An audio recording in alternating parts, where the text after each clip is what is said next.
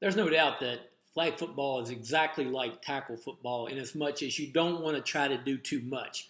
But you do also want to have a change up every now and then, particularly on defense, where it can get to be very simple what a defense is going to do, as most defenses are going to play man coverage most of the time. So here's a simple 7v7 flag defense versus a 2x2 formation with the back in the backfield. And the back in this situation can block. This is a league where, just like they're playing in NAIA women's league, where there is shielding and blocking allowed. Now, a typical defensive alignment would be to where you're going to play man coverage. I've got the corners hard inside alignment right here, and we're in the red zone here, understanding that the red zone is a little different with flag football than it is with tackle football, but still, you're getting closer to the end zone, less threat of deep. You're going to shorten the field right here. Now, both corners, once again, inside leverage.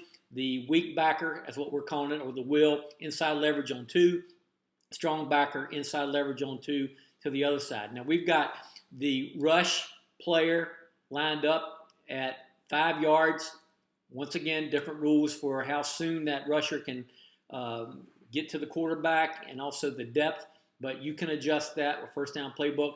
And I've got a Mike backer lined up because essentially you are going to need to cover number 3, who is the center in this situation. And then a lot of people will still want to have a deep safety or someone to do something with. So typical coverage in this situation would be just like we have it. You know, you've got inside leverage playing man across underneath, and there's nothing wrong with that because you should take away the inside routes as quickly as you can, particularly as you get closer to the red zone. But now today we want to talk about just the way that you can offer one slight changeup, because you can play zone coverage in flag football and at the same time remain sound. And importantly, what we're going to talk about this morning is how to disguise it. So if you want to line up essentially maybe the same way, and let's say that you want to play zone and man in that game. And so we're going to line up head up across the board right here and understand that the idea is that you understand what you're about to do on the snap, and they do not. Even take your free safety, move them up at the level you want to put them. Now, all of this is predicated on talent. How do you want to line up? But you can do that same alignment right there, okay? And now you want to call whatever you want to call it, across, one across, man across, or man-to-man across. If you do that on the snap of the ball, you'll do exactly the same thing. That free safety will get depth, read the eyes of the quarterback.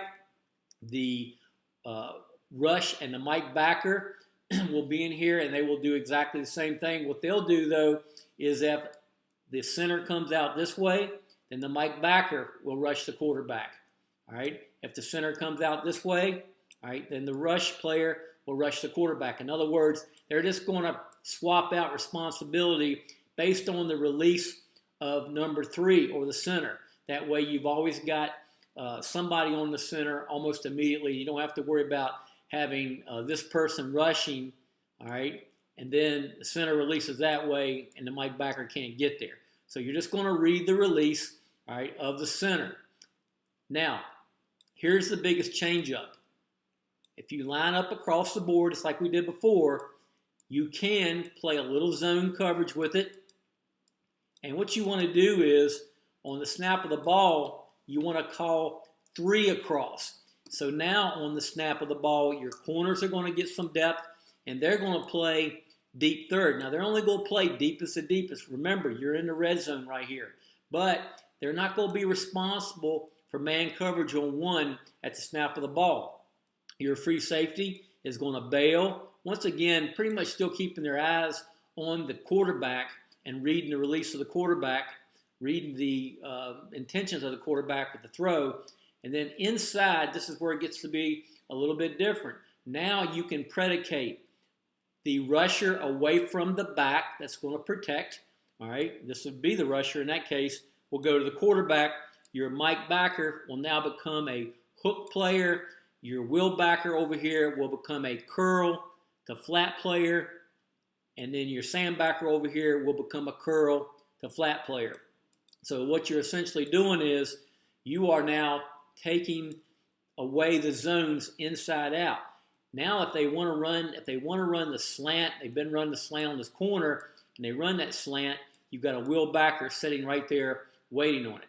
Once again, just something, a change up that you can put in every now and then. Now, before we leave today, just want to point out that obviously the offense is in no way obligated to line up, all right, in the formation that you expect them to.